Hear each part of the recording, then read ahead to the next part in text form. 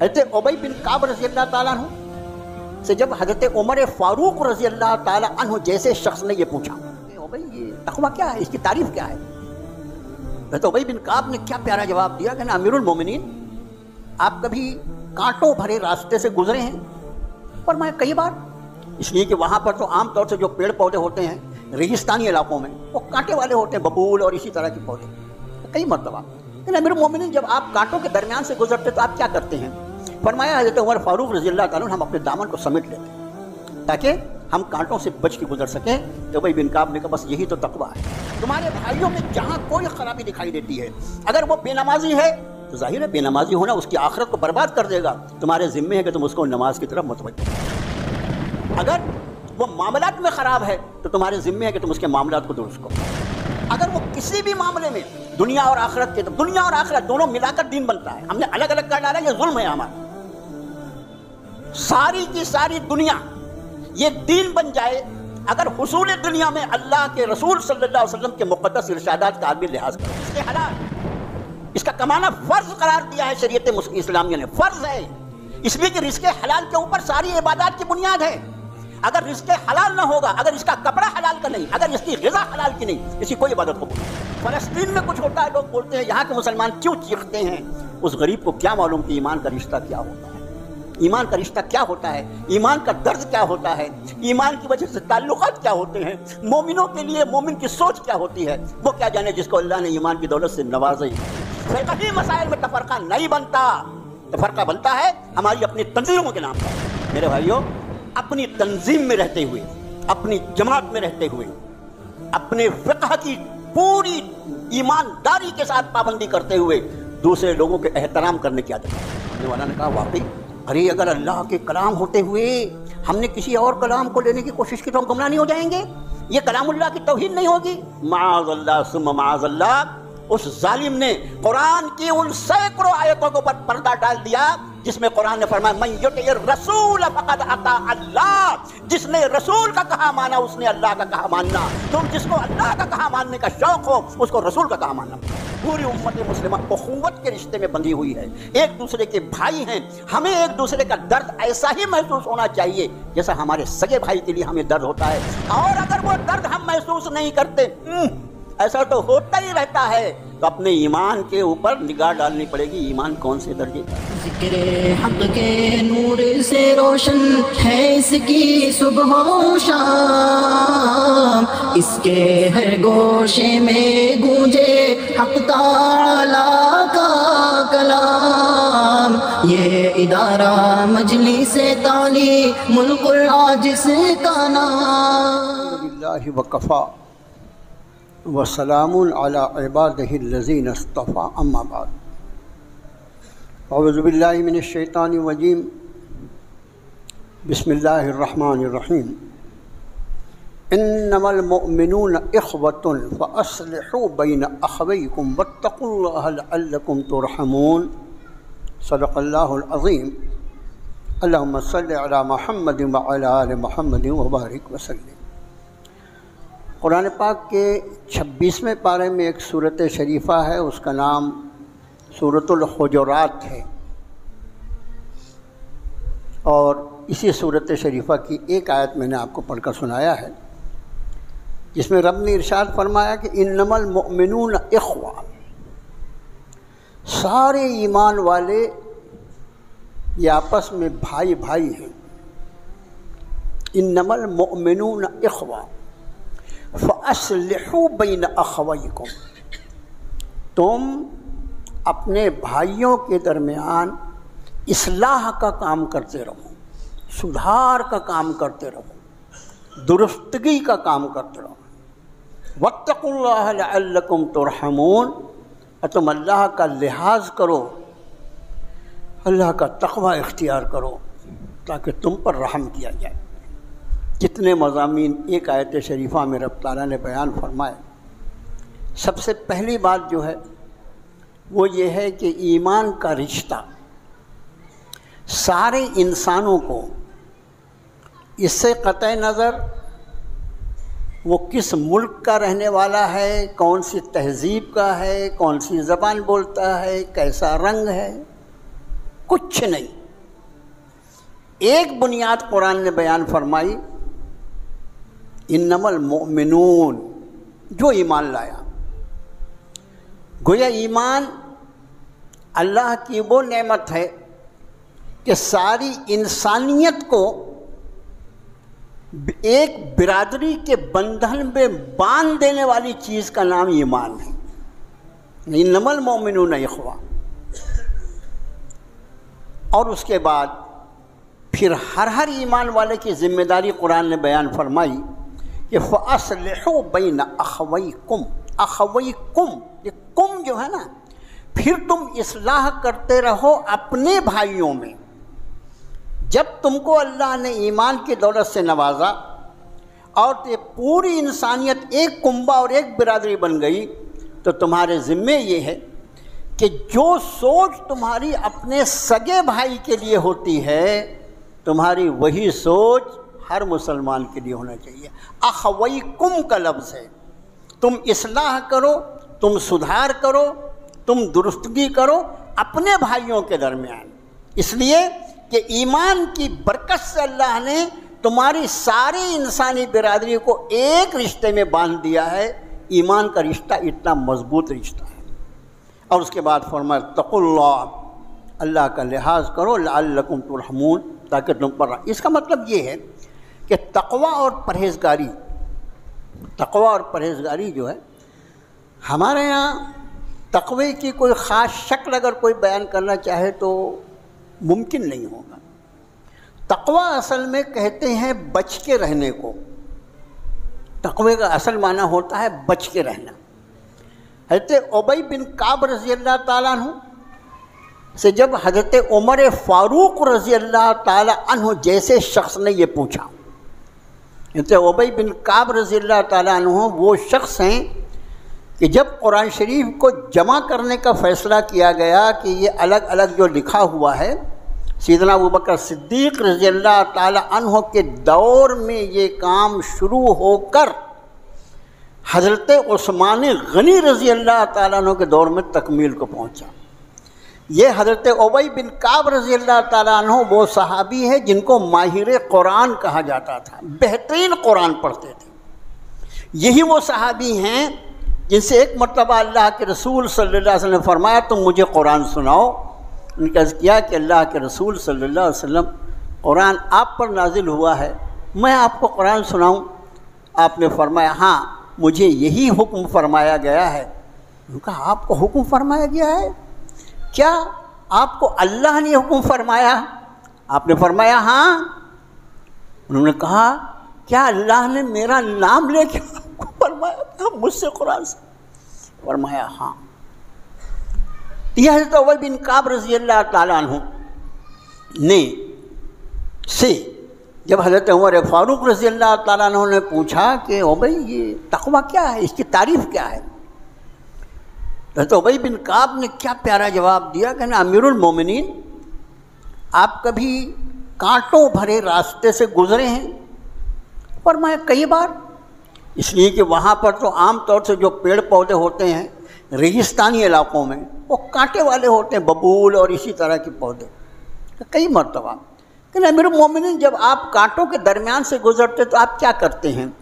فرمایا حضرت عمر فاروق رضی اللہ تعالیٰ عنہ ہم اپنے دامن کو سمیٹ لیتے ہیں تاکہ ہم کانٹوں سے بچ کے گزر سکیں. تو ابی بن کعب نے کہا بس یہی تو تقویٰ ہے، اللہ کی نافرمانیوں سے اپنے دامن کو سمیٹ کے آدمی دنیا سے گزر جائے، اسی کا نام تقویٰ ہے. نماز بھی تقویٰ ہے، روزہ بھی تقویٰ ہے، زکوٰۃ بھی تقویٰ ہے، حج بھی تقویٰ ہے، حسن اخلاق بھی تقویٰ ہے، وعظ و تقریر بھی تقویٰ ہے، قرآن کا پڑھنا بھی تقویٰ ہے، اپنے بھائی کے ساتھ بھلائی کرنا بھی تقویٰ ہے. جتنے خیر کے کام ہیں وہ سب ملا کر تقویٰ بنتے ہیں.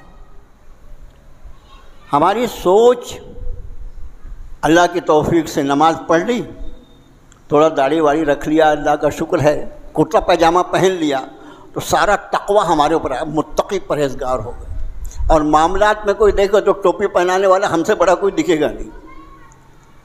اب آپ قرآن کی اس آیت کو دیکھیے کہ رب تعالیٰ حکم فرما رہے فَأَصْلِحُوا بَيْنَ أَخَوَيْكُمْ، تم اپنے بھائیوں کے درمیان اصلاح اور سدھار کا کام کرتے رہو.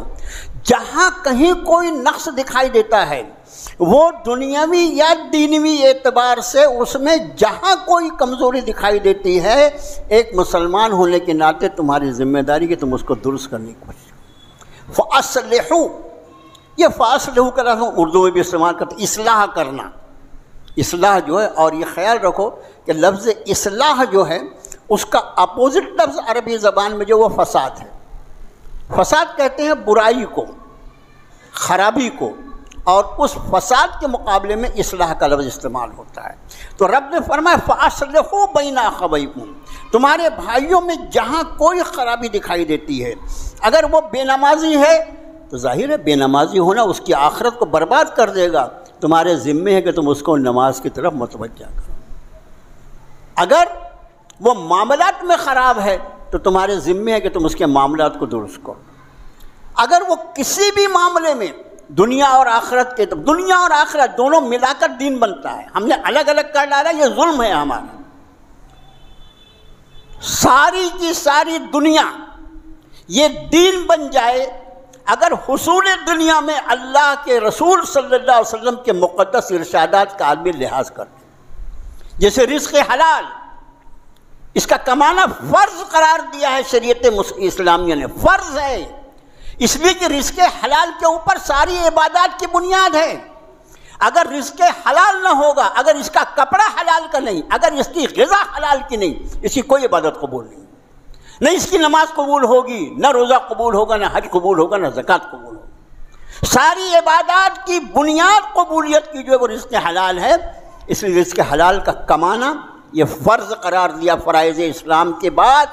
اب ظاہر ہے کہ فرض کا ادا کرنا جو ہوتا ہے وہ کتنی بڑی عبادت ہوتی ہے، کتنی بڑی عبادت۔ تو میرے بھائیوں فَأَصْلِحُوا بَيْنَ، اپنے بھائیوں کے درمیان اصلاح۔ اب یہاں آپ کا خادم جو آج چھوٹی سی بات آپ سے گوش گزار کرنا چاہتا ہے وہ یہ کہ ہم اپنے دل میں توسع پیدا کریں۔ ہمارے دل میں تنگی بہت زیادہ ہے۔ دیکھو نبی کریم صلی اللہ علیہ وسلم نے اس پوری امت مسلمہ کی تمثیل، اس کی تشبیہ دی ہے ایک انسانی جسم سے۔ آپ صلی اللہ علیہ وسلم نے فرمایا کہ یہ پوری امت مسلمہ اس کی مثال ایک انسانی جسم کی طرح ہوتی ہے کہ جسم کے کسی حصے کو کوئی تکلیف ہوتی ہے تو پورا جسم اس میں حصے دار بن جاتا ہے۔ کبھی ایسا ہوتا ہے کہ آدمی کے دانت میں بہت درد ہو رہی ہے اور دانت میں درد ہوتی رہے اور وہ آرام سے خر سو رہا ہے، ایسا نہیں ہوتا۔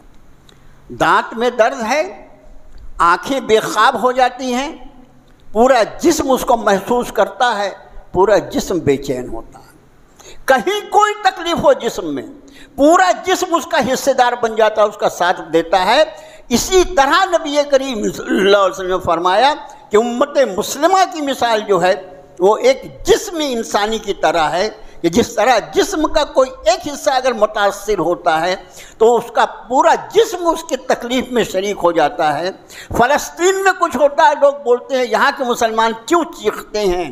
اس غریب کو کیا معلوم کہ ایمان کا رشتہ کیا ہوتا ہے، ایمان کا رشتہ کیا ہوتا ہے، ایمان کا درد کیا ہوتا ہے، ایمان کی وجہ سے تعلقات کیا ہوتے ہیں، مومنوں کے لیے مومن کی سوچ کیا ہوتی ہے، وہ کیا جانے جس کو اللہ نے ایمان کی دولت سے نوازا ہی نہیں ہے۔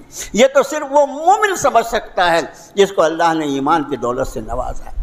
اب میرے بھائیوں ایک بات جو آپ کے خادم نے عرض کی کہ نبی کریم صلی اللہ علیہ وسلم نے اس امت کو امت کا تصور دیا۔ امت کا مطلب ہوتا ہے گروہ، سموہ۔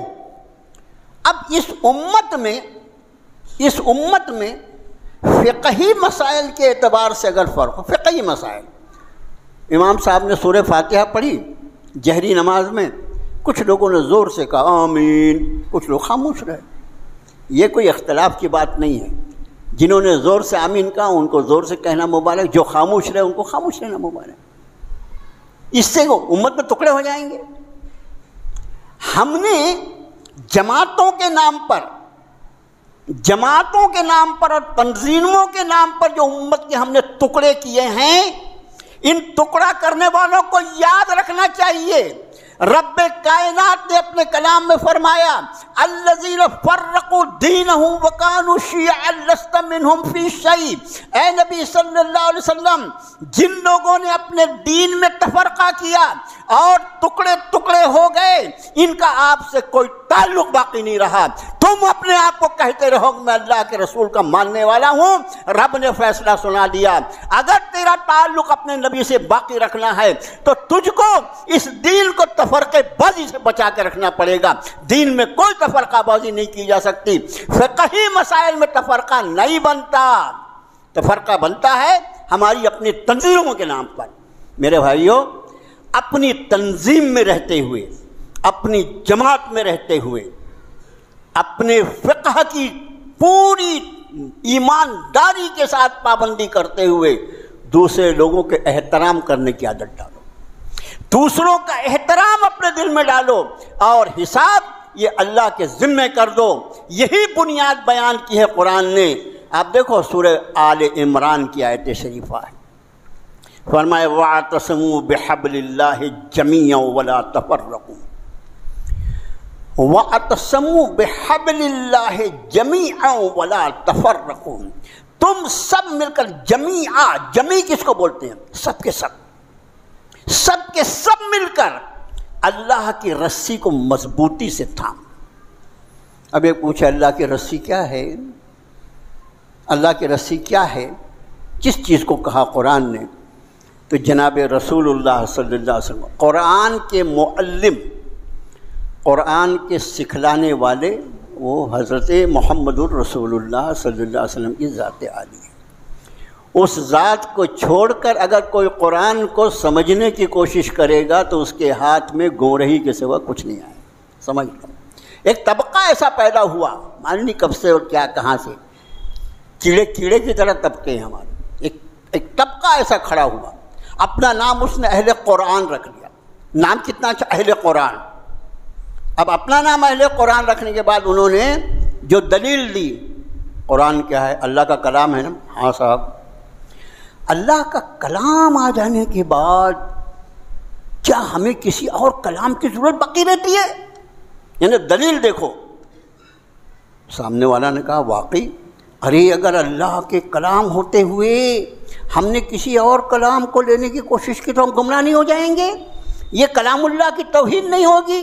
معاذ اللہ ثم معاذ اللہ، اس ظالم نے قرآن کی ان سینکڑوں آیتوں کے اوپر پردہ ڈال دیا جس میں قرآن نے فرمایا من یطع الرسول فقد اطاع اللہ، جس نے رسول کا کہا مانا اس نے اللہ کا کہا ماننا۔ تم جس کو اللہ کا کہا ماننے کا شوق ہو اس کو رسول کا کہا ماننا پڑے، اس لیے کہ یہ فرمان الہی، یہ قرآن، اس پر اگر کوئی پوری طرح عمل پیرا ہونے کا حق ادا کر سکتا ہے تو وہ جناب محمد الرسول اللہ کی ذات ہوگی، جن کے قلب پر اللہ نے اپنے قرآن کو نازل فرمایا ہے۔ کوئی اس قرآن پر عمل پیرا ہونے کے لیے صاحب قرآن کی ذات کو چھوڑ دے، وہ کیسے قرآن پر عمل پیرا ہوں؟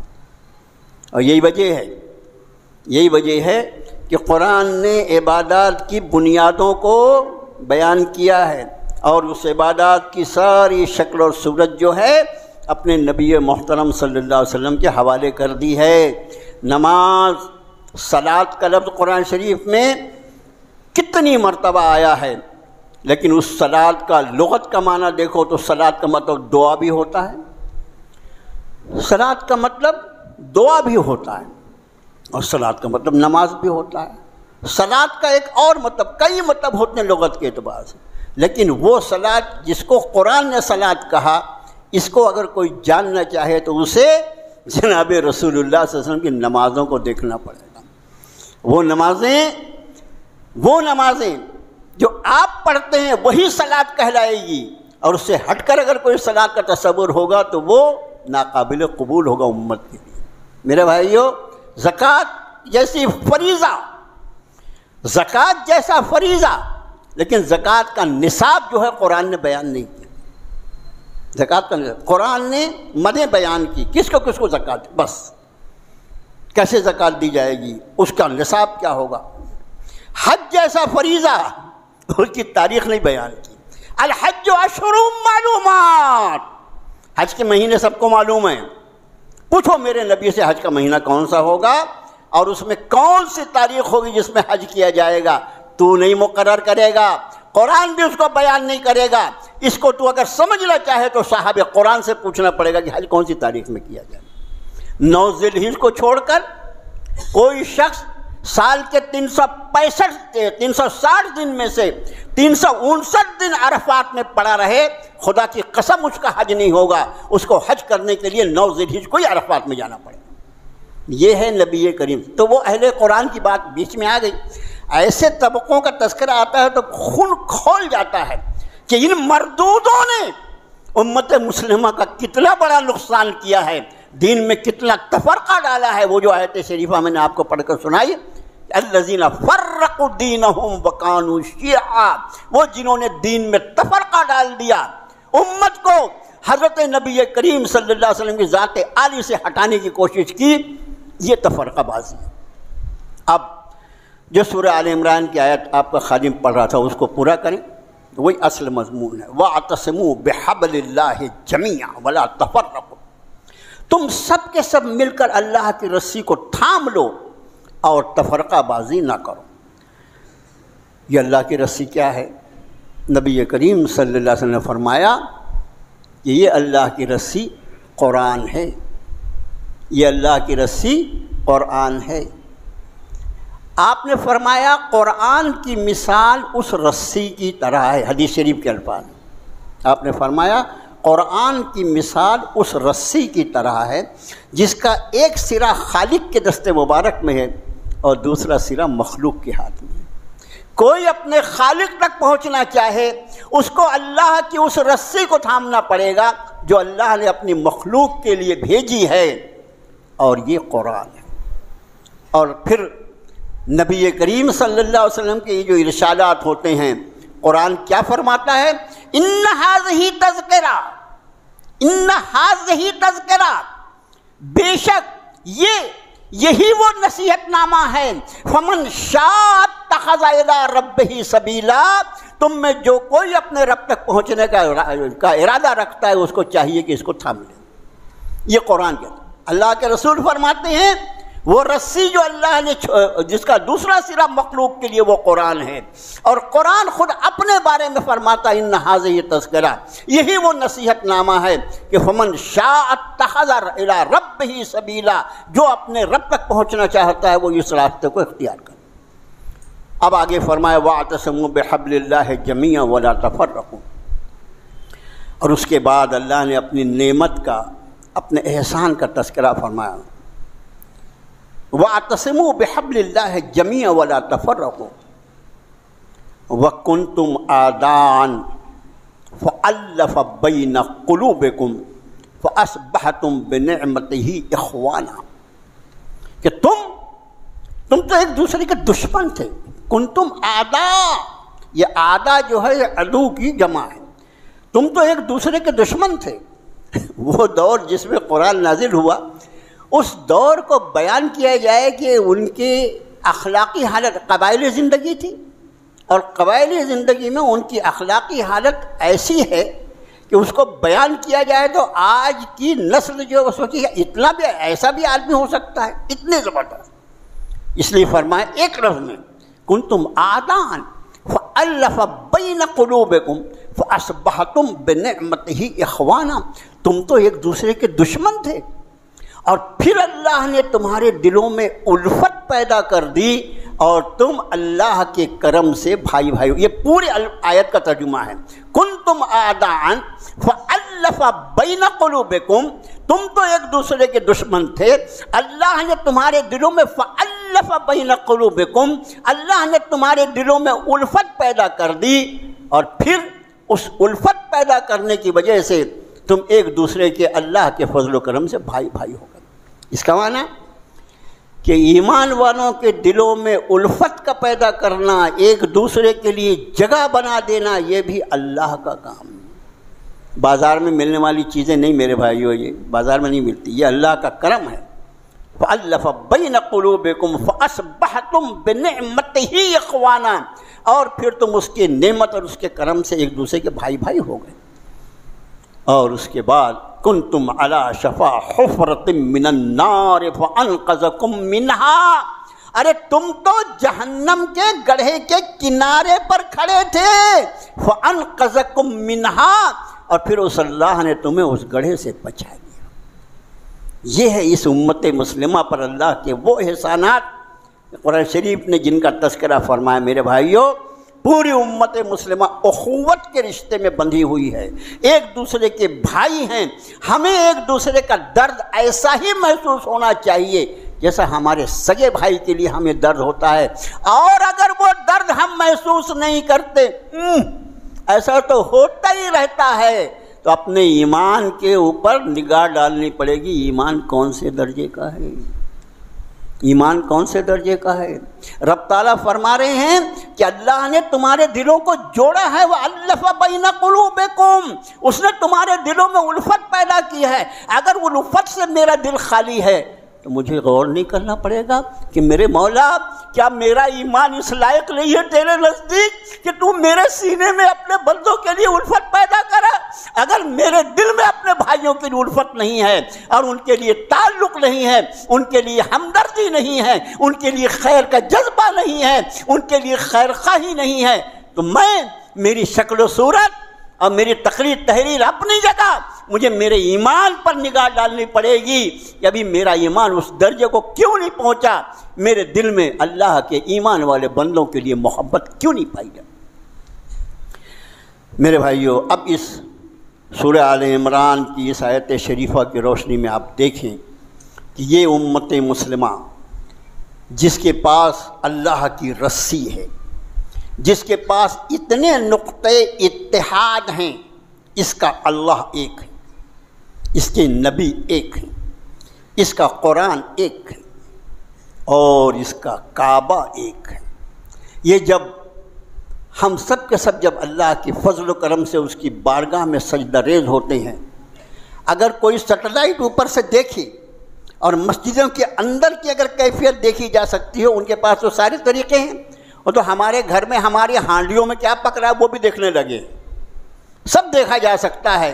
وہ دیکھیں کہ سارے ایمان والے، غریب امیر، سارے کے سارے بیک وقت جب سجدہ ریز ہوتے ہیں تو پوری دنیا کے مسلمان گول گھیرے میں ہوتے ہیں، اور ان سب کا رخ جو ہوتا ہے وہ بیت اللہ شریف کی طرف ہوتا ہے۔ ایسی امت مسلمہ جو بیک وقت ایک قبلے کی طرف رخ کر کے سجدہ ریز ہونے والی ہے، اس امت مسلمہ میں افتراق کیوں؟ میں نے آپ سے عرض کیا کہ فقہی مسائل کا اختلاف یا تنظیموں کا اختلاف، میں فلاں تنظیم میں کام کرتا ہوں، آپ فلاں تنظیم میں کام کرتے، کوئی فرق نہیں پڑتا۔ ساری مسلمانوں کی تنظیمیں جو اہل حق کی ہیں، جو اہل حق کی تنظیمیں اور جماعتیں ہیں، ان سب کا مقصد ایک اور فقط ایک ہے، اور وہ ہے داعی اللہ، اللہ کے بندوں کو اللہ کے جوڑنے کا کام کر رہے ہیں۔ طریقہ کار الگ ہو سکتا ہے میرے محترم، طریقہ کار کے الگ ہونے سے اس کی نیت پر شک نہیں کیا جا سکتا۔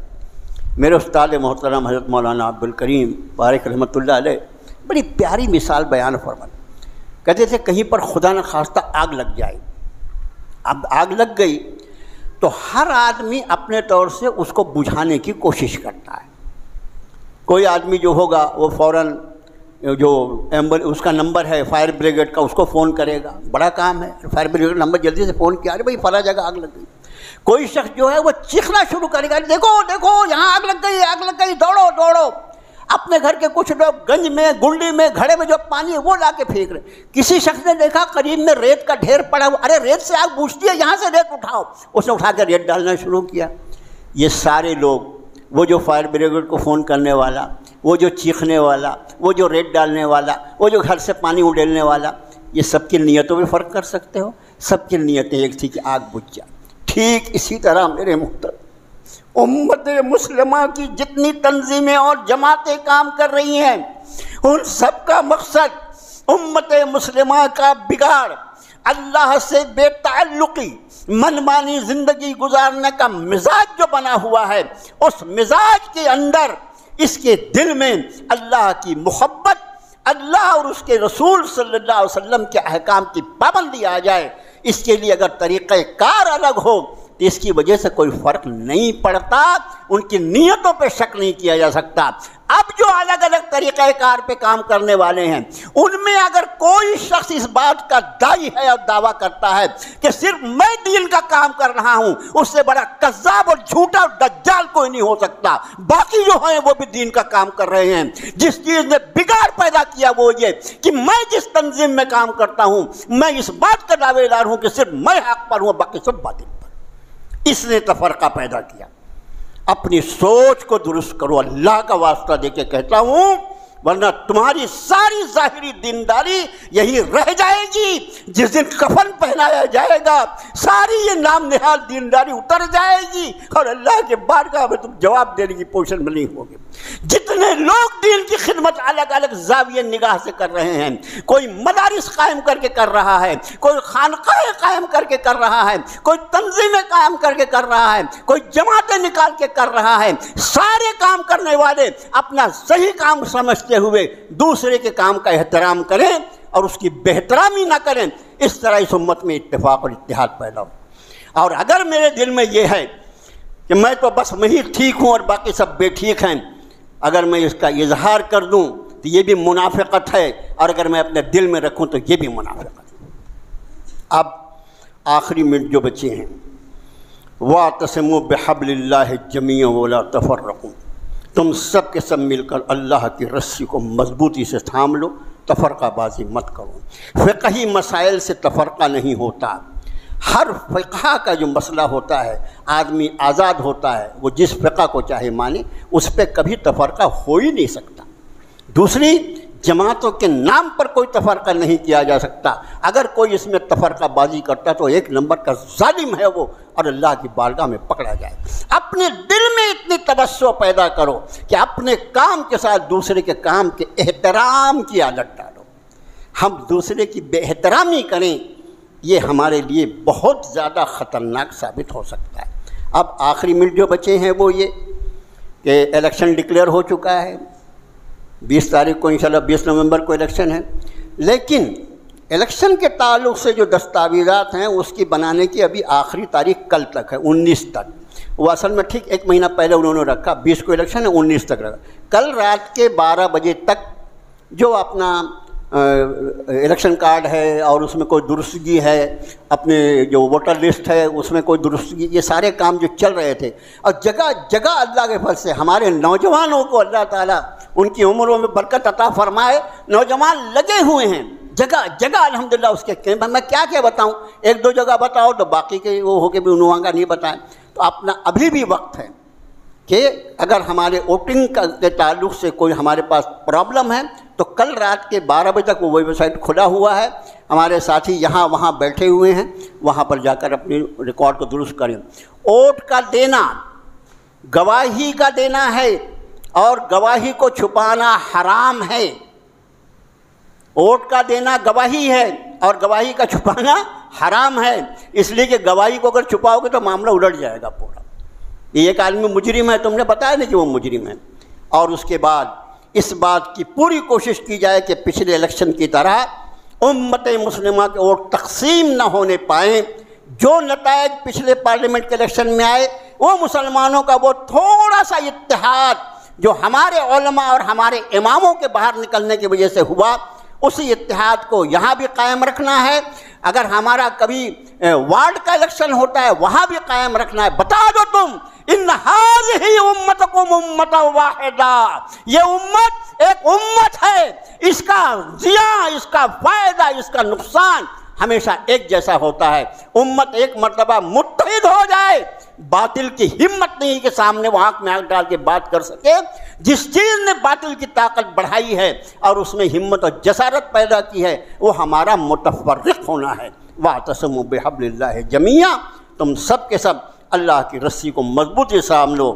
انما المؤمنون اخوہ فاصلحوا بین اخویکم واتقوا اللہ لعلکم ترحمون، ایمان والے سب آپس میں بھائی بھائی ہیں، تم اپنے بھائیوں کی اصلاح کرتے رہو، سدھار کرتے رہو، خیرخواہی کرتے رہو، اللہ کا تقوی اختیار کرو تاکہ تم پر رحم کیا جائے۔ وصلی اللہ تعالیٰ علیہ وسلم۔